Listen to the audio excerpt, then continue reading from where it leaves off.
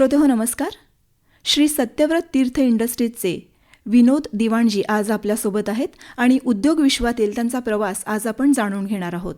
Sir नमस्कार. नमस्कार. Sir, आजपर्यंतचा प्रवास पाहताना असं वाटतं का की उद्योजकतेची ही बीजं कुठेतरी लहानपणीच रोवली गेलीत? माझं जन्म आणि शिक्षण बँगलोरला झालं आहे आणि माझ्या बालपणी आई माझी घरी बसल्या आजूबाजूच्या मैत्रिणींच्या बरोबर आमच्या वाड्यात ते असं काहीतरी उद्योग असं करायचे की साबण तयार करणे किंवा पापड तयार करणे, असं काही ॲक्टिव्हिटीज करून आपापसात ते त्याचं एक्सचेंज करायचे किंवा एकत्रित ते विकायचा प्रयत्न करायचे. हे सगळं बघता मला वाटलं की आपण पण काही असं करता येईल का. पण मनात असं काही नव्हतं की मी उद्योजक व्हावं म्हणून, पण हे देणं घेणं हे कॉन्सेप्ट माझ्या डोक्यात होतं मला. तर मग मी माझं शिक्षण कंप्लीट केलं. मी BSc झालो बँगलोरच्या नॅशनल कॉलेजमध्ये, सायन्स ग्रॅज्युएट झालो. त्यानंतर मला नोकरी मिळाली बँकेत, ग्रामीण बँकेत नोकरी मिळाली. मी शेवटच्या क्षणी नो म्हणलं की मला वाटलं मला व्यावसायिकच व्हायचं आहे. नंतर मला एक चांगले मेंटर भेटले, गायडन्स मिळाले. ॲडिसन पेंट्स या कंपनीत मी मार्केटिंग केलं. पेंटिंग्स आणि इंडस्ट्रियल सेगमेंट आणि ॲप्लिकेशन्स ह्या संदर्भात करत करत एक नवीन कॉन्सेप्ट होतं जे ऑटोमोबाईल इंडस्ट्रीमध्ये त्याचं क्षेत्र होतं. त्यावेळेला नागेश म्हणून ते माझे मित्र आणि माझे कोलिग होते. मग ते म्हटले, अरे तू एवढं सगळं करतोस तर मग स्वतःचं बिझनेस का सुरू करत नाहीस. मग ते मला स्पॉन्सर करून मला एक पेंटचं दुकान मला काढून दिले की सुरू कर तुझा स्वतःचा व्यवसाय. म्हणजे 0 सेल्सपासून सुरू केलं. आणि माझं त्यावेळेला तशा टाईपचं जे मी टिंटिंग करतो, म्हणजे कलर मॅचिंग करतो, ज्यातनं 50 मिली टू एनी क्वांटिटी मी रंगातनं वेरियंट्स रंग बनवतो. म्हणजे आता आपल्या गाडीमध्ये ॲक्सिडेंट झाले की जे काय खरचटलेलं असते तिथे जे फिक्कट किंवा जे काय कलर असेल त्याचं मी टिंटिंग करतो. आणि त्यावेळेला माझं दुकान बँगलोरमधलं 9वं दुकान होतं, हे 92 साली. मग ते करताना मग माझं डेली अराऊंड चांगलं प्रॅक्टिस झालं आणि तिथनं माझे अप्रिशिएशन्स पण झाले. माझ्याकडे डीलरशिप होते, एशियन पेंट्स आणि ॲडिसन पेंट्स, MRF पेंट्स ह्या सगळ्या होते. मग त्यावेळेला मी ॲप्लिकेशन कम पेंटिंग असं करत होतो. मग काही कंपनीज आणि पेंटर्स माझ्याकडनं यायचे आणि शिकून घ्यायचे. मग करता करता अराऊंड 2002 साली आई वडील माझे सांगलीत होते. मग त्यांचं एज फॅक्टर आलं म्हणून मग मी ठरवलं की आपण आता स्वतःचं आपण करण्यापेक्षा सांगलीत आई वडिलांच्यावर आता सपोर्ट म्हणून जाऊया. मग माझा व्यवसाय इथं सांगलीत सुरू करायचं, मी त्या दृष्टीने मी इथं सांगलीत शिफ्ट झालो. आणि इथं येऊन बघताना लक्षात आलं की सांगली त्यावेळेला तेवढं डेव्हलप झालेलं नव्हतं आणि माझ्या कॉन्सेप्टला, बँगलोरच्या कॉन्सेप्टला ॲक्सेप्टन्स कमी होतं की रंग मिक्सिंग हे कोणाला माहीत नव्हतं की मिस्त्री एकटेच करायचे. मग आता करायचं काय ह्या दृष्टीने विचार करता मग मला एक मेंटर भेटले. ते मला म्हटले की चला आपण ट्रेनिंग इन्स्टिट्यूटसारखं करूया, ज्यातनं आपण लोकांना प्रबोधन करूया आणि प्रशिक्षण देऊया. मग त्यातले ते एक्सपर्ट होते. मग त्याचं सिऑन मॅनेजमेंट अशी त्यांची संस्था होती नगरची. मग त्यात आम्ही ट्रेनिंग्स द्यायला सुरू केलं. मग अगदी आम्ही महिला बचत गटांना आम्ही प्रशिक्षण द्यायला सुरू केलं, ज्यातनं आम्ही प्रोसेसिंग शिकवायचं. जे कॉन्सेप्ट कोणी शिकवत नाहीत. आपल्याला फॉर्म्युलाज भरपूर मिळतात, पण त्याचं कसं वापर करायचं आणि कसं तयार करायचं हे कॉन्सेप्ट कोणी शिकवत नव्हते. त्यावेळेला आम्ही त्यांना शिकवायला लागलो. कुठलंही ते जे सांगितलं आम्ही ते एका कनेक्टेड त्यांच्या एका कोण एक्सपर्टला बोलवणार आणि त्यांना करायचं असं मी करत होतो. म्हणजे मला प्रोसेसिंग त्यावेळेला येत नव्हतं कारण मी मूळचा मार्केटिंगचा माणूस होतो. मग करता करता लक्षात आलं की मग लोकांची गरज वाटली की क्लिनिंग सोल्युशन्स लागणार आहे. मग ते क्लिनरचं मी जवळपास 2-3 हजार महिलांना मी प्रशिक्षण दिलं, पण त्यातल्या उद्योजिका कोणी झाल्याच नाही. मग लक्षात आलं की मग आपण घरातच माझ्या मिसेसलाच प्रमोट करायचं आणि मग तिला प्रशिक्षण दिलं आणि ती शिकली. मग माझीच एक कंपनी सुरू केलं तर जे दिसते श्री सत्यव्रत तीर्थ इंडस्ट्रीज. मग ते सुरू करताना मी वॉशिंग पावडर्स तयार करायला लागलो, फ्लोअर क्लिनर तयार केलं, टॉयलेट क्लिनर्स तयार केलं. हे सगळं त्यावेळेला केमिकल बेस्ड होते कारण त्यावेळेला आम्हाला कसं झालं की जे मार्केटमध्ये आहे कस्टमरला लागणार तेच आपण द्यायचं. पण नंतर लक्षात आलं की आपण ज्यावेळेला करतो की टॉयलेट क्लिनर आपण वापरतो ते ॲसिड असणार, त्याच्या फ्युम्स लोकांना त्रास होतो आहे. मग असे 2-3 एक अनुभव होतं की इथं मी एकदा डॉक्टर उमेश जोशींच्याकडं मी गेलो होतो त्यांना क्लिनिंग सोल्युशन दाखवायला. मग ते म्हटले हे बरोबर आहे म्हटले, पण तुमचं सोल्युशन क्लीन होतं आहे पण आमचं सरफेस बाद झालं म्हटले. त्यामुळं ह्याचं काय तुम्ही सोल्युशन देता पण जर सरफेस बाद मग हे उपयोगीचं नाही. मग त्यावेळेला मी म्हटलं रिथिंक केलं, म्हटलं आपण आता काहीतरी वेगळं करायचं की जे पर्यावरणालासुद्धा काय व्हायला नको आणि इव्हन आपल्यालासुद्धा अवकायला नको. कारण असंख्य क्लिनिंगमध्ये महिलाच असतात. बरोबर. आणि त्याच्यात कसं होणार की महिलांना ते ॲसिडचं वास किंवा हाताला जे काय भाजणं किंवा जे क्लिनिंग करताना जे काय इफेक्ट होते त्याचा आपण जर समजा काळजी केलं तर मग आपण मला वाटते सेफ्टी इज फर्स्ट, नंतर क्लिनिंग. मग ह्या दृष्टीने विचार करताना मग म्हटलं आपण काहीतरी करू. मग त्यावेळेला मला डॉक्टर सुहास खांबेंची माझी ओळख झाली. ते बेसिकली मायक्रोबायोलॉजिस्ट आहेत आणि ऑर्गॅनिकमध्येच ते कम्प्लिटली एक्सपर्ट आहेत आणि त्यांची लॅबोरेटरी आहे. मग लॅबोरेटरी असल्यामुळे मी त्यांच्याकडे गायडन्ससाठी गेलो की सर मला असं आहे करायचं. मग ते आनंदाने मला एक शिक्षक म्हणून मला ते ट्रेनिंग दिलं. मी त्यांचं स्टुडंटच झालो आणि माझे ते मेंटर आणि गुरु झाले की ते मला सांगितले हे करा, ह्याच्यात तुम्हाला रिझल्ट्स मिळेल. आणि आम्ही कुठलंही फॉर्म्युलेशन करून पेपरवरती तयार करून केलं नाही. साईटवरती जायचं, प्रॉडक्ट अप्लाय करायचं, त्याचं रिझल्ट्स व्हायचं. असं करत गेल्यानंतर मग लक्षात आलं की पाईपलाईन्समध्ये चोकअप होतात. मग हे चोकअप व्हायच्या लक्षात की आपण केमिकल टाकायचं आणि त्यातलं आपल्या पाईपलाईनमध्ये लिकेजेस होणार, मग ते ग्राउट निघून जाणार, नंतर तुमचे ते आतले बॅक्टेरियाज मरणार किंवा इनॅक्टिव्ह होणार. हे झालं की तुम्हाला दुर्गंध यायचं. मग या सगळ्यांसाठी मग सोल्युशन काय विचारलं, ते म्हणले केमिकल असल्यामुळे हे प्रॉब्लेम आहे, मग त्यात सोल्युशन आपण काय करता येतं बघा. मग मी त्यातनं जरा थोडं रिसर्च करत म्हटलं आपण ऑर्गॅनिक सोल्युशन्स काढू, ज्यातनं तेलापासून तयार करायचं. तेल बेसिकली ॲसिडच आहे, फॅटी ॲसिड्स आहे. मग आपण निलगिरी तेल, करंजी तेल, लिंबोणी तेल, एरंडेल अशा वेगवेगळ्या प्रकारच्या ऑइल्सचं मिक्सचर करून केमिकल्स आणि ॲसिड्स न वापरता त्यातनं मी काही क्लीनर सोल्युशन्स फॉर्म्युला तयार केलं, ज्यातनं पाईपलाईन क्लिनिंग होत होते त्याच्यात. आणि हे करायचं टेस्टिंग कुठं गेलं की ते माझ्या घरात आणि सांगली गावात आपल्याकडे हार्ड वॉटर भरपूर आहे आणि आपल्या पाईपलाईन्स चोकअप्स होत होते आणि माझ्या घरातच पाईपलाईन्स चोकअप होत होते. आणि त्याला आमच्या पाण्याच्या टाकीचं क्षार दर 3 महिन्याला 15-20 किलो साठायचं आणि सगळं आमच्या पाण्याचं फ्लो कमी व्हायचं. मग एके दिवशी सहज ट्राय करताना आपले टाकी स्वच्छ केलं त्या सोल्युशनने. मग केल्यानंतर लक्षात आलं की पाईपलाईन तर क्लीन झालं, टाकी तर क्लीन झालीच, पण पाईपमधनं थोडं असे पावडर पडायला सुरू झालं. मग लक्षात आलं की आतले पाईप्समधले क्षार विघटन होऊन बाहेर पडायलेत आणि पाणीचं स्पीड वाढलं. ट्रायल करत म्हटलं आपण सगळीकडे टाकी क्लिनिंगचं एक कॉन्सेप्ट मी बिझनेस म्हणून सुरू केलं. त्यावेळेला एक चेंज झालं की मी जे काय प्रयोग केलं ते टाकी क्लिनिंग हे अराऊंड एक 2007-08 साली केलं. मग करताना याचं ॲक्सेप्टन्स नाहीच, कारण लोकांना टाकी क्लिनिंग तर त्यावेळेला म्हणजे आपण तेवढं विचार करत नव्हतं. पण मी माझ्या वतीने करतो आणि मला चांगला रिस्पॉन्स काही काही ठिकाणी मिळाले. मग आम्ही क्लिनिंग करताना मग खांबे सर म्हणले एक काम कर, म्हणले माझे काही इंडस्ट्रीज आहेत त्यात तुम्ही जाऊन एक कॉन्सेप्ट जाऊन तुम्ही दाखवा. मग मला पेट्रोकेमिकल्स इंडस्ट्रीज दिले, सह्याद्री स्टार्च, राम विश्वास डेअरी, विटा डेअरी अशा वेगवेगळ्या इंडस्ट्रीजमध्ये मला ते घेऊन गेले आणि सांगितलं की ह्यांचं प्रॉडक्ट्स तुम्ही ट्राय करा. ते सांगितल्याने मला लोक जास्त प्रश्न न विचारता मला ॲक्सेप्टन्स दिले, जे सहसा कोणाला एंट्री मिळत नाही. आणि म्हणून म्हणतात आपल्या जीवनात एक चांगले गुरु असले आणि मार्गदर्शक जर आपलं यशाच्या वाटेत आपण जाऊ शकतो. मग त्याला ट्राय केले की इतकं रिझल्ट छान आले. आणि नंतर मला एक डीलर भेटले हैदराबादचे, ज्यातनं ते ॲक्च्युली एअरपोर्टला सप्लाय करायला सुरू केले आणि माझं प्रॉडक्ट्स एअरपोर्टला सप्लाय सुरू झालं. म्हणजे आपण हे क्लिनिंग करताना इंडस्ट्रीजमध्ये आम्ही महाबळेसारख्या इंडस्ट्रीजमध्ये वगैरे केलं, ज्यातनं आम्ही कूलिंग टॉवर्स, कंडेन्सर्स आणि आपले जे काय चिलर्स आहेत, बॉयलर्स आहेत, ह्या सगळ्यांना जे प्रॉडक्ट्स ऑनलाईन क्लिनिंग व्हायचं, ज्यातनं तुम्हाला कधी सिस्टम बंद ठेवायची गरज नसायची. नाहीतर आपल्याला ते बंद करा, ओव्हरहीट झाले, मग थोड्या वेळ आपल्याला कसं करायचं. पण आपलं सोल्युशन टाकलं, दररोज जसं आपण BP आणि शुगरच्या गोळ्या घेतो तसं त्या सिस्टममध्ये आपलं लिक्विड टाकायचं आणि पाणीच्या वाड्याने तुमचं पाईपलाईन्स क्लीन व्हायची.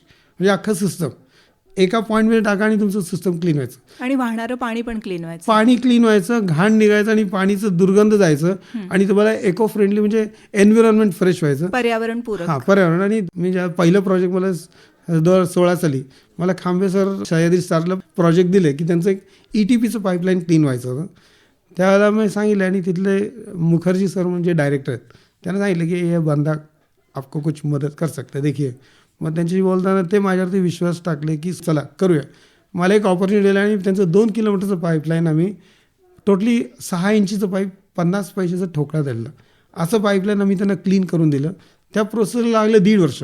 पण मला संधी दिली की हे क्लीन करायला तुम्हाला एक जागा आहे आणि तू प्रयत्न कर आणि संधी मिळणं आवश्यक आहे आणि संधी देणारे आवश्यक आहेत आणि आपण आपलं जे काय काम श्रम करतो त्याचं त्याला फळं मिळतात.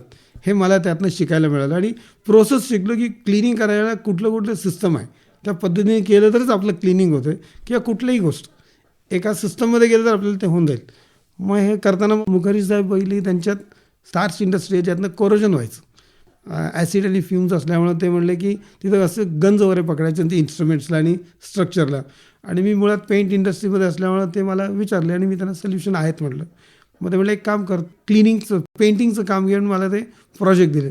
मग मी त्यांच्यात पेंटिंग काम क्लिनिंग दोन्ही काम करायला सुरू केलं. म्हणजे माझं मूळ इच्छा म्हणजे जे काय क्षेत्र होतं ते पेंट, त्यात मला एक संधी मिळाली, मी आनंदाने दोन्ही करायला लागलो. आणि ह्या वेळेला मला एक ॲप्लिकेशनची गरज होती, जे करणारा माणूस एकटाच लागणार, मी स्वतः तर करू शकत नाही.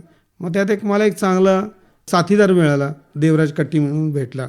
मग त्याला मी शिकवलं. बेसिकली तो MBA आणि इलेक्ट्रिकल डिप्लोमा केलेला मुलगा होता, पण तो माझ्याकडे ॲक्च्युली टाकी क्लिनिंगसाठी आला. साहेब म्हणजे तुम्ही सांगाल ते काम करायला तयार आहे. म्हणजे माणसाचं ॲक्सेप्टन्स पण लागते. मग त्याला मी शिकवलं की हे असं करायचं आहे. मी फक्त त्याला कॉन्सेप्ट सांगितलं, त्याचं तो अपग्रेड करत गेला ते, आणि आम्ही दोघं एकत्र फॉर्म्युलेट केले की सिस्टम कसं करायचं, म्हणजे कूलिंग टॉवर क्लिनिंग कसं करणे, चिलिंग कसं करणे.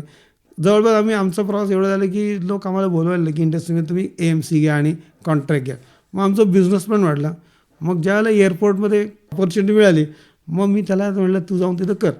आणि त्या संधीचा तो ॲक्च्युली चांगल्या पद्धतीने वापर केला, आणि एवढं चांगलं आहे की आज त्याला तिथं एअरपोर्टमध्ये तो तिला मेन पर्सन झाला आहे. हैदराबादच्या एअरपोर्टमध्ये क्लिनिंग सर्व्हिसमध्ये एक्सपर्ट झाला. मग मी त्याला म्हटलं बघ तुला ऑपॉर्च्युनिटी तिथं जास्त आहे, मग माझ्यापेक्षा तू तिथंच का सेटल होऊ नयेस. मग माझ्या डीलरशी त्याला जोडून दिलं. पण एक म्हटलं आयुष्यात म्हटलं तू व्हायचं तर तू स्वतःचा धंदा कर किंवा कॉन्ट्रॅक्टर हो, कुठेही नोकरी करू नकोस, कुणाच्या अंडर काम करू नकोस. कारण ते स्वतःच ज्यावेळेला करशील तुझं पण उत्कर्ष होईल आणि लोकांचं पण कल्याण होईल. अशा एका मेसेजमधनं मी त्याला म्हटलं तू जा. आज तो दिल्लीच्या DLF मध्ये पण करतो. आणि हा दृष्टिकोन त्यांना देणंही खूप महत्त्वाचं होतं. म्हणजे एक शेवटी मी माझं प्रॉडक्ट आहे बरोबर आहे, पण त्याचा वापर कसं करणं त्याला शिकवल्यानंतर तो योग्य रीतीने वापर केला. बरोबर. आपली पर्यावरणपूरक जी उत्पादनं आहेत त्याचा वापर नेमका कुठं कुठं केला गेला, म्हणजे कोणकोणत्या इंडस्ट्रीमध्ये केला गेला आणि त्याचा परिणाम किंवा उपयोग कितपत झाला. आता प्राण्यांमध्ये गोचिड आहेत, डास आहेत, माशी आहेत, जे ह्युमन ह्याच्यात जे प्रॉब्लेम्स आहेत त्यांना पण आहेत. आपण तरी काही सोल्युशन्स करू शकतो, पण त्यांना मेजर प्रॉब्लेम आहे. मी त्याच्यासाठी गोचिड आणि डास सोल्युशनसाठी मी तेलापासून फॉर्म्युलेट केलं. आणि नेमकं त्यावेळेला लंपी आलेलं. गिरीश पाटील म्हणून माझे एक मित्र आहेत, ज्यांच्या घरात एक देशी गाय आहे. मग त्या गायीवरती मी ॲप्लिकेशन जवळपास 1.5-2 वर्षापासून आज पण सुद्धा दररोज सकाळी मी त्या गोशाळेत असतो. त्याला अप्लाय करताना लक्षात आलं की त्याला जे प्रॉब्लेम आहे आपण त्याच्याशी जर ॲप्लिकेशन केलं, त्याचे गोचिड आणि डास जे काय त्याच्यावरती येत नाहीत आणि माशी पण बसत नाहीत, त्यांना आतलं जे वेदना होत असतात त्याच्यावर त्याचा हेल्थ इम्प्रूव्ह होतं आणि त्याचं बिहेवियर चेंज होतं. कुठं अप्लाय करायचं हे, म्हणजे कुठल्याही प्राणीला FMTTS एक फॉर्म्युला आहे. फेस, माउथ, टेल आणि टो, हे 4 जर समजा तुम्ही त्या एका प्राणीचं जर तुम्ही हे ठेवला तर त्यांचं ते संरक्षण होतं. म्हणजे ते प्रिव्हेंटिव्ह त्यांचं ते करून घेतात. मग हे प्रिव्हेंटिव्ह केलं. मग गोचिडं काढण्यासाठी इरॅडिकेटिव्ह सोल्युशन केलं, अप्लाय केलं की तुम्हाला 3 ॲप्लिकेशनमध्ये गोचिडं गायब झाले. हे जाऊन मी काही गोशाळांमध्ये अप्लाय केलं. मला विजापूरच्या एका गोशाळेत ज्याच्यात 800 गायी आहेत, मग तिथं मला बोलवून ते ॲप्लिकेशन करून घेतले. रिझल्ट आला. मग ते आता मला मेंटेनन्ससाठी काय म्हणतात, मी तिथल्या लोकांना आम्ही तयार करतो की प्रत्येक गोष्ट आम्ही करू शकत नाही. मग त्यांना आम्ही ट्रेनअप केली की कसं करायचं. मग त्यांचं ते आता माझं प्रॉडक्ट घेतात, अप्लाय करतात. हे असं प्रत्येक ठिकाणी आम्ही सुरू केलं. आणि प्रिव्हेंटिव्ह आहे, प्रोटेक्टिव्ह आहे. परिसर तुम्ही स्वच्छ ठेवायला लागतोय. आणि वैशिष्ट्य म्हणजे सगळ्या ऑर्गॅनिक आहेत. ते दुर्गंध जे वास आहे तुम्हाला वाटतच नाही. आता आपल्याला वाटतं की एका मंदिरात बसलोय असं वाटतं ज्यावेळेला आपण एका गोशाळेत जातो. अशा टाईप माझं प्रॉडक्टचं रिझल्ट्स आहेत. आम्ही ज्यावेळेला ऑर्गॅनिक क्लिनिंग सोल्युशन्स तयार केलं, त्यात लक्षात आलं की पाईपलाईन्स क्लीन होतात. आणि त्यात एखादा आम्ही असं प्रयोग केलं की आपले शेतकरी लोकांमध्ये ते ड्रिप पाईप्स जे वापरतात त्यातसुद्धा क्षार जमतं आहे. आणि त्यासाठी आमचं हे सोल्युशन त्यासाठी एक तयार केलं की ते ड्रिप पाईपलाईन क्लीनर असा आम्ही प्रयोग केला. ज्यावेळेला सह्याद्री स्टार्चमध्ये आम्ही पाईपलाईन ETPचं जे वेस्ट वॉटर पाईपलाईन क्लीन केलं, त्यात ज्यावेळेला स्वच्छ झालं माझ्या लक्षात आलं की मग आपण ड्रिप पाईपलाईनसाठी पण आपण का सोल्युशन देऊ नये. मग आम्ही असंच ऑनलाईन डोसेज देऊन केलं की डे टू डे जर समजा तुम्ही सोल्युशन दिला किंवा एक नियमित वेळाप्रमाणे, तुम्हाला तुमचं एक तर ड्रिप पाईपलाईन पण क्लीन होईल आणि तुमचं जमीनसुद्धा सुपीक होऊन जाईल. ह्याचंसुद्धा आम्ही ट्रायल घेतलं. आणि विहिरीनंसुद्धा ट्रीटमेंट देतो, ज्यातनं शेवाळे क्षार ते जमतं, त्यासाठी आम्ही केलं आहे. पाणी शुद्धीकरण पण होतं याच्याने. आणि जलशुद्धीकरणमध्ये घाण ज्यावेळेला दुर्गंध निघेल तर ऑटोमॅटिक पाणी शुद्ध झाले की तुम्हाला शेवाळे जमत नाही आणि पाणी सॉफ्ट होते. अशा एका प्रॉडक्टसुद्धा आम्ही केलं आहे की ज्यातनं शेतकरी लोकांनासुद्धा हे उपयोग होतो आहे. परत इको फ्रेंडली आलं. आणि हे सगळं व्हायला एक कारण आहे की टर्निंग पॉईंट होतं की आपल्या 2019 साली सांगली ज्यावेळेला पूर आला त्यावेळेला 15-20 दिवस पाणी होतं सगळ्यांच्यात. प्रत्येकांच्यात ते दुर्गंध आणि कुबट वास होतोय. मग विचार केला आपण काहीतरी एक व्रत असं करूया की ज्यातनं लोकांना पण ते चांगलं होते. मग एक असं प्रॉडक्ट तयार केलं की ज्यातनं घाण पण निघायला पाहिजे आणि ते दुर्गंध पण झालं पाहिजे. मग त्यात मी यशस्वी झालो. मग जवळजवळ मी अराउंड एक 40,000 बॉटल्स, छोटे 100 ml बाटल्या सगळीकडं मी ॲक्च्युली सेवा म्हणून केलं. सेवे सत्यव्रतम गुरुम. मग त्या पद्धतीने मी केलं. त्यावेळेला मला भरपूर लोक आपल्या लोकातले स्पॉन्सर्स पण केले. जिथे जिथं कृष्णा नदी आहे तिथं पूर होता आणि एक लक्षात आले आपल्या प्रॉडक्टनी दुर्गंध जाते. क्लीन झाल्यानंतर ते कुबट वास निघून जायचं. मग हे फॉर्म्युला मी आपल्या त्या गोशाळेत वापरायला सुरू केलं, ज्यातनं इफेक्ट पण आले. निलगिरी, करंजी, लिंबोणीचं तेल हे नॅचरलच आहेत, ह्यातनं आपल्याला रिझल्ट झाले. मग मी आता ॲनिमल क्लिनर एक प्रॉडक्टच फॉर्म्युलेट केलं, ज्यातनं आता मी सगळ्या गोशाळांमध्ये ते प्रोफेशनली देतो. त्याचं नाव गोवेशना असं ठेवलं आहे. नाव पण ठेवायचं कारण एक आहे की गो म्हणजे गोसेवा झालं. कृष्णा आणि कावेरी दोन्ही नदी आहेत. कावेरी नदीच्या तीरी माझा जन्म झाला आणि कृष्णा नदीमध्ये माझं कर्मभूमी आहे. दोन्ही एकत्र करून म्हणलं आपण त्याचं नाव गोवेशना असं ठेवलं. जे काय प्रॉडक्ट फॉर्म्युलेट करतात त्यांचं मार्गदर्शन ॲप्लिकेशनमध्ये गरज आहे. कारण कुठलं जे काय त्रुटी आहेत, पण करायचं कसं, हाऊ टू डू इट, हे मेजर प्रश्न आहे. लोकांना मार्गदर्शन द्यायची गरज असते. हे करताना मग लॉकडाऊन आलं. मग त्यावेळेला मग मी गायडन्स द्यायला सुरू केली. मग मॅन्युफॅक्चर तर झालोच होतं. मग त्याचं मी ट्रेनिंग प्रोग्राम सुरू केलं. मग होता लक्षात आलं की आपण थोडं म्हणलं आपण बदलूया. मध्यंतरी एक ऑपॉर्च्युनिटी मिळालं मला 2009-10 साली. मी बँगलोरला असल्यामुळं मला दक्षिण भारतीय भाषा लिहायला, वाचायला आणि बोलायला येतात. भरूचमधले मोहन देशपांडे म्हणणारे एक ओळखीचे झाले. त्यांचं गॅस पाईपलाईनचं प्रोजेक्ट होतं आपल्या नॅशनल लेवलचं. दाभोळ ते कोचीन 1000 किलोमीटरचं पाईपलाईन होतं. आणि त्याचं मला ते एक ऑपॉर्च्युनिटी दिली की तू ह्याचं कोऑर्डिनेटर म्हणून माझ्याकडं कन्सल्टंट म्हणून ये. मग मी त्यांच्यावर कॉन्ट्रॅक्टर म्हणून जोडला गेलो. आणि त्यावेळेला ते लँड रेकॉर्ड्स कलेक्ट करायचं आणि त्याचं ट्रान्सलेशन करायचं आणि त्यांना द्यायचं, असं माझं काम होतं. लाईक मराठीतलं इंग्लिश, कन्नडचं इंग्लिश, तेलुगूचं इंग्लिश, तामिळचं इंग्लिश आणि मल्याळमचं इंग्लिश, असं ते करायचं. आणि मी टोटली त्यांच्या लोकल लँग्वेजमध्ये मी त्यांच्याशी बोलून हे सगळं काम मी रेकॉर्ड टाईममध्ये 1.5-2 महिन्यात मी ते काम करून दिलं. जे असे डॉक्युमेंट जवळजवळ एक 20,000 डॉक्युमेंट्स कलेक्ट करायचे लँड रेकॉर्ड्सचे. मग त्यावेळेला मला ते रिलायन्सचं त्यांना एक प्रोजेक्ट मिळणार होतं. मग ते रिलायन्सचे प्रेसिडेंट दिलीप दरा यांच्या समोर मला बसवले. मग ते माझे वेगळ्या पद्धतीने इंटरव्ह्यू घेतले. ते म्हणले तुझं मातृभाषा काय? म्हटलं मी मराठी बोलतो. म्हणले मराठी वाचून दाखव. एका माणसाची कन्नड बोलायला लावले. तेलुगू पेपर दिले, तेलुगू वाचत. नंतर तमिळ वाचायला सांगितले. त्यानंतर त्यांच्या एका माणसाला म्हणले तू तमिळ वाच. पण त्या माणसाला तमिळ वाचता येत नव्हतं. तो 15 वर्ष तामिळनाडूमध्ये असून. मग ते म्हणले अरे तुम इधर रह रहे हो 15 साल से हमारे यहाँ तमिळनाडू में, तुमको तमिळ आता नाही, देखो इनसे सीखो. ते एक माझं अप्रिसिएशन मला ते लाईफ टाईम आपण जिथं राहतो, जी आपली कर्मभूमी आहे तिथली भाषा शिकणं आवश्यक आहे. म्हणजे आपलं काम पण होतंय आणि त्याचा मी माझ्या बिझनेसमध्ये वापर करतोय. कारण आता जे काय माझे फॉर्म्युलेशन्स आहेत हे सगळे आपल्या वेदात आहे, ज्या श्लोकात आहेत, त्याचं मी ॲक्च्युली प्रॅक्टिकली केलं. कुठल्याही लॅबोरेटरीमध्ये किंवा फॉर्म्युलेशन कॉपी करून असं काही केलेलं नाही. आणि असे प्रॉडक्ट्स केले की ज्यातनं तुमच्या हातालाही काही होणार नाही, तुमच्या सरफेसला काही होणार नाही आणि रिझल्ट्स पण मिळणार आणि पर्यावरणपूरक. हां, मेन म्हणजे ते आहे. आणि दुर्गंध आणणार. आता आपण एक काम करू म्हटलं, लाईक आपल्याला जे नॉलेज आहे पण अशा लोकांना द्यायचं की ज्यांना मेन प्लॅटफॉर्म म्हणजे ट्रान्सफर कसं आहे की ते ट्रेनिंग प्रोग्राम्समध्ये द्यायचं. नुसतं ट्रेनिंग द्यायचं चालत नाही. मग त्यांना कन्सल्टन्सी विथ ट्रेनिंग देऊन आज भरपूर लोक शिकलेत, पण त्यात यशस्वी असे कोणी झाले नाहीत. ज्यात मी आता माझाच अनुभव होता की मी जवळपास 3,000 महिलांना शिकवलं, पण कोणी ॲक्च्युली पुढं आले नाही. म्हणून मी या लाईनमध्ये आलो. मग मी विचार केला ज्यांना इंटरेस्ट आहे स्कूल लेवलमध्ये, महिला बचत गटांना किंवा स्टुडंट्सना आपण हे प्रशिक्षण म्हणून शिकवायचं, जे शाळांमध्ये किंवा कुठेही शिकवत नाहीत. प्रोसेसिंग कुठेही शिकवत नाहीत. जसं एक आई आपल्या मुलीला ते टेक्नॉलॉजी शिकवते, म्हणजे स्वतः थांबून हे बघ असं करायचं, हात धरून शिकवते, तसं मी म्हटलं आपण महिलांकडनं करून घेणे आणि प्रोसेसिंगमध्ये त्यांना अपग्रेड करणे. हे करण्यासाठी मी म्हटलं मग आपण कन्सल्टन्सी सुरू करूया. परत त्याला एक अनेक आले, कोणतरी एक मेंटर लागणार. कारण मी शिकवतो म्हणजे नुसतं कोणी शिकत नाहीत. मग शिकवायचं पद्धत, त्याला कसं टार्गेट ग्रुप कसं करायचं, मग त्यांना काय शिकवायचं, कसं शिकवायचं, किती शिकवायचं. मग यासाठी मग मी गायडन्स घेतलं. माझे एक मित्र आहेत बँगलोरला, कृष्णा म्हणून आहेत. ते मला सांगितले असोसिएशनमध्ये करूया की ज्यातनं मी तुम्हाला सांगेन, टार्गेट ग्रुप देईन आणि त्याचं तुम्ही त्यांना ट्रेनिंग द्या. हे करताना नुसतं एक मेसेज आम्ही टाकलं आणि बेंगलोरवरून मला लगेच रिस्पॉन्स झाला. विथिन 5व्या मिनिटात आमचं ओव्हर टेलिफोन डील फायनल झालं. मी म्हटलं मला याच्यात अमाऊंटची नेसेसिटी नाही आहे, म्हणजे amount is not the criteria. मला महिला शिकण्याची इच्छा असलेल्या टार्गेट ग्रुप द्या आणि आज मला दर महिन्याला मला ते बोलवतात. मी जाऊन त्यांना ट्रेनिंग शिकवतो आणि त्या व्यावसायिक दृष्टीने ते पुढं चालवतात, त्या करतायत. आणि मी कोलॅबरेशन करायचं ठरवलं की महिला ते स्वकृता असं त्यांची एक संस्था आहे. मग स्वकृताची त्यांची संस्था शॉपीसच्या रूपात आम्ही कन्वर्ट करायचं.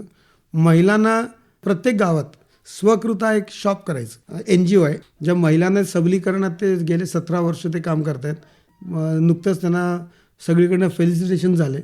मग मी त्यांना एक सांगितलं की कन्सल्टंट म्हणून मी तुम्हाला तुमचा कॉन्सेप्ट आमच्या महाराष्ट्रात गावोगावी का करू नये. प्रत्येक गावात आपण महिलांना आपण प्रशिक्षण द्यायचं, तयार करा तुमचं प्रॉडक्ट आणि एक स्वकृताचं एक शॉपी करायचं. तुमचे प्रॉडक्ट्स तिथे ठेवा आणि विका.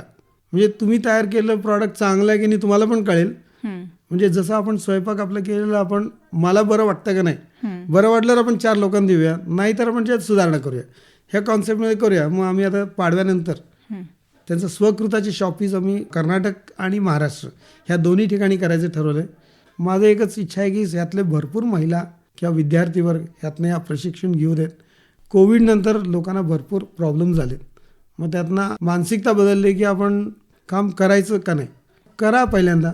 कारण मला आत्तापर्यंत जे कोण मेंटर्स भेटले ते मला सांगितले हे करायचं आहे. मग मी करायच्या वेळी मी याचं पुढं मागं न विचार करता ब्लाइंडली त्यांच्यावरती विश्वास ठेवला की तुम्ही सांगता तर मी करतो. जसं आपण विहिरीत उडी मारतो, उडी मारली की मग हातपाय हलवणारच आहे, बुडू नये याच्यासाठी आपण प्रयत्न करतो. बुडत असेल तर आहेत वरती आपल्याला सांभाळणारे, जे आम्हाला उडी मारायला सांगितलं ते करणारे विश्वास असणार. जोपर्यंत आपल्याला आपल्यावर विश्वास नाही, आपल्याला आपण ज्यांच्याबरोबर असतो त्यांच्यावरती विश्वास नाही, मग आपण आपलं जीवन यशस्वी राहू शकत नाही. आणि या सगळ्या प्रवासात माझे आईवडील त्यांच्या करिअरमध्ये लोकांमध्ये एकत्र राहून 4 लोकांना आपलं मदत कसं करायचं, त्यांना मदतीला वेळेत जायला पाहिजे असं ते आमच्या डोक्यात एक कॉन्सेप्ट ठेवले की आणि आमच्याकडनं करून घेणे की चला आपण जाऊन त्यांना मदत करूया. म्हणजे सेवा करणे ते आम्हाला संस्कार दिले. त्यानंतर मग माझ्या ह्या प्रवासात माझी सहधर्मिणी रमा दिवाणजी, आणि ती आता माझ्यापेक्षा जास्त ॲक्टिव्हली पार्टिसिपेट करते गुरूंच्या आशीर्वादाने. आता आम्ही जे काय करतोय यात आम्ही यशस्वी व्हायला लागले. म्हणजे गुरुच्या मार्गे जे काय दैवी कृपा होते त्यात फार महत्त्व आहे. एक छोटं प्रॉब्लेम आहे माझ्या लक्षात आलं की अंडरस्टँडिंग पॉवर जर समजा आपलं जर कमी पडलं तर आपल्याला काय करायचं कळत नाही. म्हणजे आपण काय सांगतो हे जर समजलंच नाही मग आपलं ॲक्शन्स चुकतात. आणि हे कुठल्याही भाषेत आहे. मराठीत समजा मी जे सांगतो जर समजा मला दुसऱ्या समोरच्या व्यक्तीला कळलं नाही तर त्यांना ते चुकीचं मेसेज जाते. तसं मला वाटतं इथं इंग्लिशचं थोडं कम्युनिकेशनमध्ये अंडरस्टँडिंग पॉवर कमी पडते.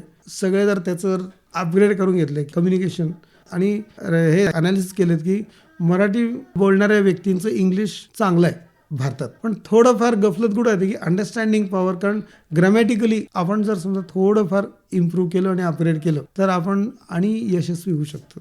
मी असं एके ठिकाणी वाचलं होतं की विचार करतानाच इंग्लिशमध्ये जर केला आपण तरीसुद्धा खूप फरक पडतो. होय, हे आहे. माझे विचार इंग्लिशमध्ये होते पण त्याचं मी कम्युनिकेट करताना मी मराठीत प्रयत्न केलं. कारण माझं मराठी एवढं ग्रॅमॅटिकली शुद्ध नाही आहे, तरी प्रयत्न केला. जास्तीत जास्त काय होईल चुकेल पण प्रयत्न करायला पाहिजे. हे आपण कोणाकडनं शिकायचं, केरळी लोकांच्याकडे शिकायला पाहिजे. ते काय करतात तुमच्याशी बोलतात, चुकीचं बोलतात पण बोलतात, पण आपण काय करतो बोलत नाही. न बोलल्यामुळे आपल्याला नुकसान होतं. इतक्या सगळ्या प्रवासात भाषा कुठेही बॅरियर म्हणून आली नाही तुम्हाला? बॅरियर नाही, मला उलट ते ॲडव्हान्टेज झालं. म्हणजे पेंट इंडस्ट्रीमधून सुरू झालेला हा प्रवास फ्लोअर क्लीनर वगैरे अशा सगळ्या गोष्टींकडे वळला.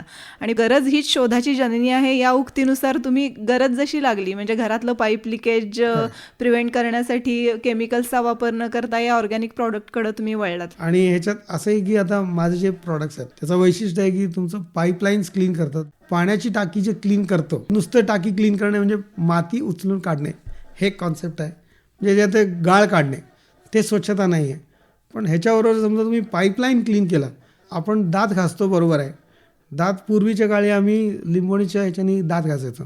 रिझन दात घासायचं नव्हतं ॲक्च्युली, तुमचं तोंड स्वच्छ राहायचं, पण त्याचं जे अर्क आहे आपल्या अन्ननाळिकेला ते स्वच्छ करायचं.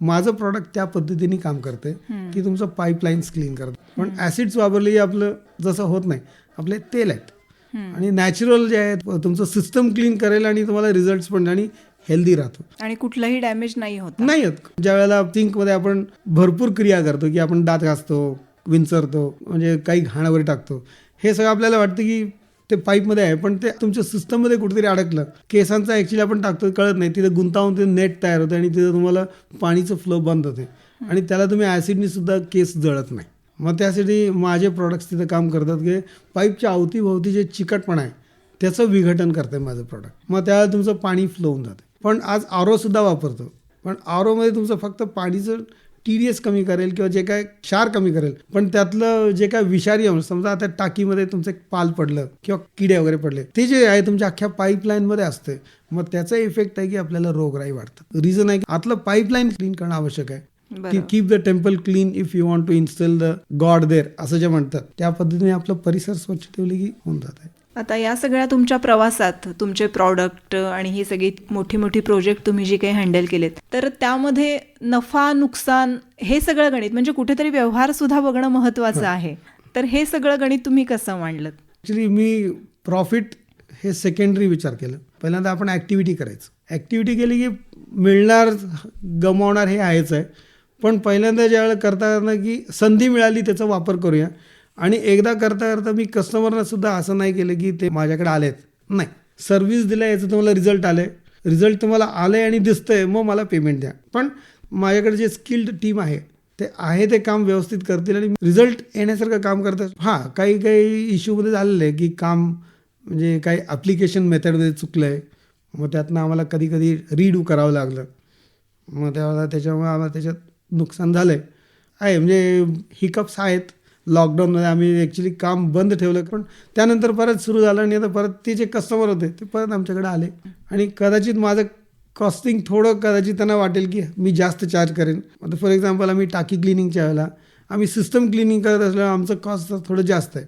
मग कस्टमर वाटतं तुमचं महाग आहे, पण आतलं सिस्टम क्लीन करायला तुम्ही एका वेगळ्या प्लंबरला बोलवला, त्याचं जे पैसे देणार आहे त्याच्यापेक्षा मी फार कमी आहे आणि माझं एक ॲक्टिव्हिटी आहे आणि तुम्हाला क्लिनिंग सोल्युशन आहेत, पण तुम्ही त्याला मल्टिपल ॲक्टिव्हिटीज, मग त्याला जे फोडाफोडी करा, कारण माझ्या कुठल्याही ॲक्टिव्हिटीमध्ये फोडाफोडी नसते. तुम्हाला एक मल्टिपल रिझल्ट्स मिळतात. तर मी पॅन इंडिया काम करतो. कोणी जरी अगदी मला खेड्यात जरी बोलवले तर माझी तयारी आहे. जसं आपण लाईटच्या दिशेने गेलं तर सावली आपल्या मागं असते, मी पुढं जायचा प्रयत्न करतो, ऑटोमॅटिकली पैसे येतातच. कधी केव्हा आपली गाडी थांबते माहीत नाही. माझं एक थॉट आहे की माझ्याकडचं ज्ञान लोकांपर्यंत पोहोचू दे आणि त्याचं पुढं माझ्यापेक्षा छान करणारे लोक आहेत.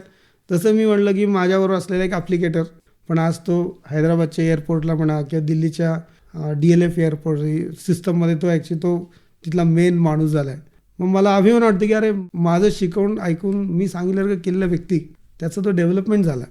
मग मी जे करू शकलो नाही तो केला, हे मी माझं यश त्याच्यात बघतो. तुम्ही सुरुवात केलीत तर बेंगलोरसारख्या शहरात एका IT हबमध्ये आणि पुन्हा सांगलीत येऊन पुन्हा शून्यातून सुरुवात केली एका नवीन क्षेत्रात वळून. शून्यातूनच बेंगलोरवरून आलो, 2 वर्ष प्रयत्न केले की मला लक्षात आलं की इथं होणार नाही.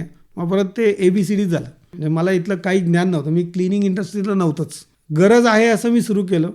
मग करताना मग तिनं शून्यातून सुरू केलं आणि मला इथले लोक चांगले सपोर्ट केले आणि मला एक वाटतं की मार्गदर्शक लोक चांगले भेटले की चला मी तुझ्यावर आहे म्हणाला. माझं स्वप्न आहे की बँगलोरला सांगलीत आणायचं, तिथले कॉन्सेप्ट्स टेक्नॉलॉजी सांगलीत आणायचं आहे आणि आपल्या लोकांना त्या लेवलला अपग्रेड करायचा प्रयत्न करायचं आहे. त्यासाठी हे कन्सल्टन्सी सुरू केलं आहे, ज्यातनं सध्याचं जे आर्टिफिशियल इंटेलिजन्स या लोकांमध्ये एक भीती बसवली की आपल्याला आर्टिफिशियल इंटेलिजन्समुळं आपलं आयुष्य बाद झालं किंवा नोकरी मिळणार नाही, आपलं सगळं बंद होणार आहे. त्याचा आम्ही आता एक अवेअरनेस प्रोग्राम करायचं ठरवलं की लोकांमध्ये, सर्वसामान्य लोकांमध्ये, स्टुडंट्सना, नंतर गृहिणींना, एंटरप्रेनर्सना आणि पेन्शनर्सना, ज्याचं आपल्या मोबाईलवरूनच आपण आर्टिफिशियल इंटेलिजन्स आपल्या डे टू डे प्रोग्राममध्ये लाईफमध्ये कसं वापर करायचं. कारण आर्टिफिशियल इंटेलिजन्स आपण शिकतो कॉलेजमध्ये, पण त्याचं ॲप्लिकेशन आपल्याला येत नाही. मला असं काहीतरी नवीन इनोव्हेटिव्ह करावं वाटतं. कारण मी एका इनोव्हेटिव्ह ग्रुपमध्ये आहे, सिस्टेट फाउंडेशनमध्ये. मग त्यातला मी एक ॲक्टिव्ह मेंबर आहे, इनोव्हेटिव्ह क्लब. त्यातनं काहीतरी नवीन करायचं, मुलांमध्ये काहीतरी नवीन प्रेरणा द्यायचं आणि मी त्यांच्यावर असोसिएट होऊन शाळांमध्ये मुलांमध्ये ॲक्टिव्हिटीज कंडक्ट करतो की खेळीमधून विज्ञान, अशा टाईपचे त्यांचे कॉन्सेप्ट आहेत. आम्ही त्याचे कार्यशाळा घेतो. मग त्यांच्या माध्यमातून आम्ही लोकांपर्यंत नवीन नवीन कॉन्सेप्ट शिकवताना लक्षात आलं की आर्टिफिशियल इंटेलिजन्स पण एक असं आहे की लोकांमध्ये जसं एक पूर्वी कम्प्युटर म्हणजे काहीतरी वेगळं आहे असं जे लोकांना वाटायचं, तसं ॲप्लिकेशन शिकवायचं की पॉझिटिव्हली यूज करा आणि डे टू डे लाईफमध्ये यूज करा. महिलांना ॲक्च्युली ते नेसेसिटीज आहे की त्याचं डे टू डे तुम्ही वापर केला, तुमचं प्लॅनिंग आणि तुमचं रिसोर्सेस जे आहे तुमच्यापेक्षा जास्त चांगलं ते इफेक्टिव्हली तुम्हाला गाईड करेल की मी माझं काम कसं करू शकेन. असं आमच्याकडे काही कॉन्सेप्ट्स आहेत. स्टुडंट्सचं पण आहे की अभ्यास करायचं पद्धतसुद्धा कसं करायचं. AI मध्ये भरपूर असे आहेत, तुम्हाला लागेल तसं तुमच्या प्रश्नांना ते तुम्हाला मार्ग दाखवेल. एंटरप्रिनर्स नाही की तुम्हाला मिनिमम लेबर यूज करून आणि मॅक्झिमम आउटपुट निघण्यासारखं विथ लिमिटेड रिसोर्सेस, त्यासाठी आपण त्यांना कसं करायचं हे सुद्धा आम्ही मार्गदर्शन देतो. नंतर शेवटी आहे पेन्शनर्स. आता पेन्शनर झाले की त्यांना वाटतं की याचं माझं आयुष्य संपलं नाही, पण त्यांनासुद्धा how to plan their pension life, की काय करू शकतो आणि त्यांना एंगेज करायचं. की आता नुसतं मोबाईल बघून करण्यापेक्षा नातवंडांना तुम्ही काय सांगू शकता, तुमच्या फॉलोअर्सला काय सांगता, तुमच्या स्टुडंट्सला काय सांगू शकता, म्हणजे ज्या ज्या क्षेत्रात ते असतील त्यांच्या फॉलोअर्सना आणि त्यांच्या गायडन्स, त्यांचे जे कोण ऐकणार असतात त्यांना ते चांगलं गायडन्स द्यायला आपण पेन्शनर्सना AI यूज करा असं आम्ही कॉन्सेप्ट शिकवतो आहे. माझं करिअर सुरू केलं त्यावेळी मी घरोघरी जाऊन मी माझं प्रॉडक्ट्स विकायचं. माझे वडील रिटायर झाल्यानंतर इथं आल्यानंतर त्यांचे 500 कस्टमर्स होते 2006मध्ये. ते फिनाईल सगळ्यांना द्यायचे. ते माझे गुरु आहेत, इन्स्पिरेशन आहेत की कसं आपण लोकांपर्यंत पोहोचायचं, त्यांना कसं कन्व्हिन्स करायचं. व्हर्च्युअली ते ॲप्लिकेशन करून दाखवायची, म्हणजे 70च्या वयाचे त्या ते क्लिनिंग करून दाखवायचे की हे प्रॉडक्ट असं. आणि आज त्यांच्यावर जे असलेले ओळखीचे आहेत ते मला म्हणतात अरे तुमचे वडील असं करत होते. आणि ते केल्यानंतर मला लक्षात आलं की ॲप्लिकेशन विथ प्रॅक्टिस प्रॉडक्ट जर आपण दिलं तरच आपला प्रॉडक्ट ॲक्सेप्ट होतो. एक व्यक्ती 5 जणांना, म्हणजे एक महिला, म्हणजे मी महिलांना का मी सांगतो की महिला बचत गट किंवा उद्योजक त्या झाल्या तर त्यांना कुठलाही प्रॉडक्ट 5 जणांना ते इझिली देऊ शकतात. एक तर त्या प्रॉडक्ट वापरू शकतात, सेकंड ते त्यांच्या आजूबाजूच्या दोघांना देऊ शकतात, तिसरं त्यांच्या एका मैत्रिणी देऊ शकतात आणि त्यांचं एक हक्काचं जागा असतं ते माहेरी. हे कॉन्सेप्ट का, तर तिथं आपण जेव्हा देतो ते 5ही प्रॉडक्ट्स असे त्यांचे हक्काचे असतात, तिथं रिझल्ट्सच येतात. मग हे कॉन्सेप्ट आम्ही आमच्या ट्रेनिंग प्रोग्राम्समध्ये आम्ही ओरिएंटेशनमध्ये आम्ही सांगतो. इन्स्पिरेशनलसाठी आम्ही कॉन्शियसमध्ये असले त्यांचं जागृत करणे, तिथून आम्ही त्यांना ओरिएंटेशन देऊन त्यांना प्रोसेस शिकवतो. आमच्या कुठल्याही प्रोग्राममध्ये ओरिएंटेशन प्रोग्राम असते. नंतर त्यांना आम्ही प्रॉडक्ट प्रोसेसिंग शिकवतो, नंतर पॅकेजिंग करून मार्केटिंगमध्ये आम्ही हे कॉन्सेप्ट सांगतो की तुम्ही काही पण तुम्हीच विकू शकता. दुकानात जे तुम्ही देताय पैसे देऊन ते प्रॉडक्ट तुमचं तुम्ही तयार करा, विकायचं आम्ही सांगतो की तुम्ही 5 जणांना देत जा. या सगळ्या तुमच्या प्रवासात घरून कसा पाठिंबा होता? घरातच मला सपोर्ट चांगला मिळाला. माझे आईवडील तर टोटली म्हणजे टिल द लास्ट डे, त्यांच्या लास्ट डेजपर्यंत मला माझ्याबरोबर असायचे. कारण ह्या गॅस पाईपलाईनचं काम करत असताना 20,000 documents, each and every piece correct आहे की नाही चेक करायला माझे वडील स्वतः चेक करायचे, कारण त्यांना पण मल्टिपल लँग्वेज द्यायचे. मग ते माझं डॉक्युमेंट्स बरोबर नाही करून, टॅब्युलेशन करून, रेकॉर्डिंग करून, फायलिंग करून, म्हणजे हे त्यांचं इन्व्हॉल्वमेंट विथ माय ॲक्टिव्हिटी. आणि माझी मिसेस तर कम्प्लिटली ह्याच्यात बेस्ट तीच आहे. आणि आई तर माझी मल्टी टास्किंग ॲक्टिव्हिटीमध्ये होते. लोकांना कसं एकत्र ठेवणे हे आम्ही तिच्याकडनं शिकलं. हे जीन्समध्येच तुमच्या उद्योग व्यवसाय या गोष्टी आहेत. आणि ह्या सगळ्यांमध्ये माझे काका ते बेसिकली सायंटिस्ट, मुलांना काहीतरी द्यावं हे त्यांच्याकडनं पण कळलं की इथं ज्यावेळेला ते पुण्यात आणि रिटायर होऊन आले त्यानंतर ते मुलांना फ्री शिकवायचे.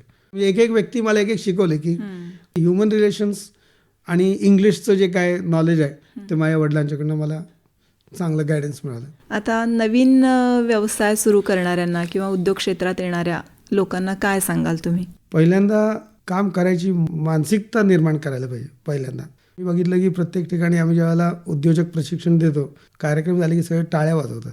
पण मी म्हणतो टाळ्या वाजवू नका, क्रियाशील व्हा आणि काहीतरी काम करा. टाळ्या वाजले की नुसता आवाज येतोय, पण काम केलं तर तुम्हाला पैसे मिळतात आणि तुम्हाला अनुभव मिळतोय. भले तुम्ही चुकीचं करा पण काहीतरी करा, कारण आपण पडल्याशिवाय आपण उठत नाही. अशा पद्धतीने मानसिकता निर्माण करायला पाहिजे की मी काहीतरी करायला पाहिजे. आणि जे गाईड भेटतात ते सांगतील त्याचं करा. समजा तुम्हाला नको वाटलं तर तुम्ही बदल करा, पण ॲक्टिव्हली करा. आणि गुरु असे असतात की ते चुकीचं कधी शिकवत नाही. कारण गुरु एकच असं व्यक्ती आहे आपल्या जगात की ते शिष्याला कधी धोका देत नाही. त्याला प्रवृत्त करतात की आज एवढे आपण विद्यार्थी बघितले शाळेत नाही आले, पण कुठल्याही गुरुला तुम्ही जाऊन नमस्कार करा, ते म्हणतात अरे हा माझा स्टुडंट आहे असं ते गर्वाने सांगतात. त्यांना भले त्याचं रिटर्न्स मिळा न मिळो पण ते अभिमानाने सांगतात. आणि असं मला वाटतं की एक चांगला गुरु योग्य फॉलो करायला पाहिजे, तर त्यांना त्याचं रिझल्ट मिळतात आणि ऑटोमॅटिकली मार्ग दिसते. आणि आत्मविश्वास, श्रद्धा असायला पाहिजे. एक दिशादर्शक असणं आणि कुठेतरी श्रद्धा ठेवणं महत्त्वाचं आहे. तर दिवाणजी सर, आज तुम्ही आमच्या स्टुडिओत येऊन जे काही मौलिक विचार दिलेत, एक प्रेरणास्त्रोत तुम्ही येणाऱ्या युवकांसाठी ठराल अशी आशा आहे. आणि आज आकाशवाणीतर्फे मी तुमचे आभार मानते. धन्यवाद. धन्यवाद.